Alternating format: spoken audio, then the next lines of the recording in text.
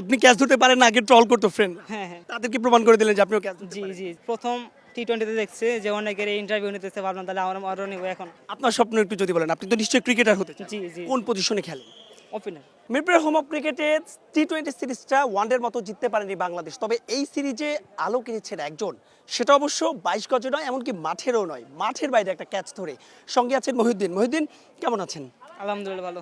বলটা যখন আকাশে ছিল আপনার মাথার ভিতর কি কাজ করছিল? আসলে আমার আগে থেকে একটা নিয়ত ছিল আমার কাছে বল আসছে, আমি সেটা ধরার ট্রাই করব এবং সেটা পেয়েছি।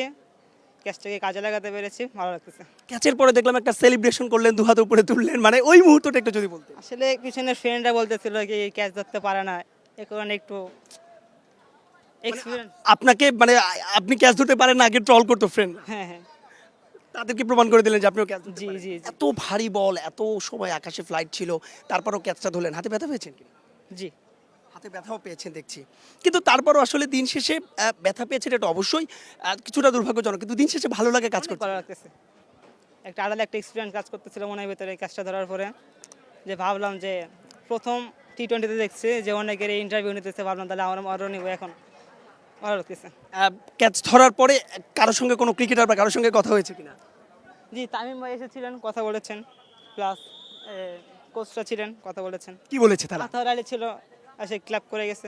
মানে ক্যাচ কি বলেছে ক্যাচটার পরে, মানে ক্যাচটা ধরেছেন এরপর কি? ক্যাচ পরে নিউজিল্যান্ডের কোচরা ছিল, ওনারা বলতেছিল ভালো ক্যাচ। তামিম ইকবাল কি বলেছেন? বলেছে ভালো ক্যাচ চলেছে। আপনার সম্পর্কে একটু বলেন, কোথায় ক্রিকেট খেলেন, কি করেন? আমার একাডেমি নাম Uttara cricket academy, coach Tareq Bin Delwar plus A Z Kibria, আচ্ছা, তারপর? বাসা উত্তরাতে। আচ্ছা, উত্তরাতে একটু মানে এখানে আসার গল্পটা একটু বলেন।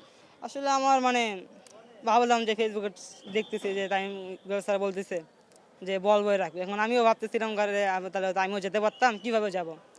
সেদিন রাতে আমার কোচ আমাকে ফোন দিয়ে বলতেছে মহিউদ্দিন বল বয় হবা, আমি বললাম জি স্যার হবো। বলবো তো না, এখন তো ফিউচার স্টার। স্টার জি, ফিউচার স্টার হবে, আমি বললাম জি স্যার হবো। তারপর সেখান থেকে সুযোগ পেলেন, ক্যাচ ধরলেন। এর পরিবারের কারোর সঙ্গে কথা বলার সুযোগ হয়েছে এখন পর্যন্ত? হ্যাঁ হ্যাঁ, যে আমরা এখানে আম্মু বাবা এখানে ছিল, বলতেছে ভালো ক্যাচ ধরেছে, গুড। তারাও তো নিশ্চয়ই অনেক খুশি। হ্যাঁ অনেক খুশি। আপনার স্বপ্ন একটু যদি বলেন, আপনি তো নিশ্চয়ই ক্রিকেটার হতে চান। জি জি কোন পজিশনে খেলেন? ওপেনার। ওপেনার, ব্যাটার, বোলিং করেন না শুধু ওপেনার? Batting allrounder. নতুন পড়াশোনা করেন কোথায়? ক্লাস 7-এ Uttara model school and college.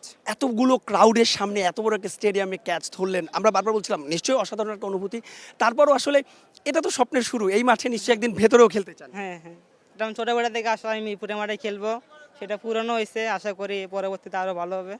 অনেক অনেক ধন্যবাদ মহিউদ্দিন, শুভকামনা আপনার জন্য। মহিউদ্দিনরা মোটে 20, তবে নিশ্চয়ই সেই 20টা ফুল হয়ে ফুটবে কদিন বাদেই।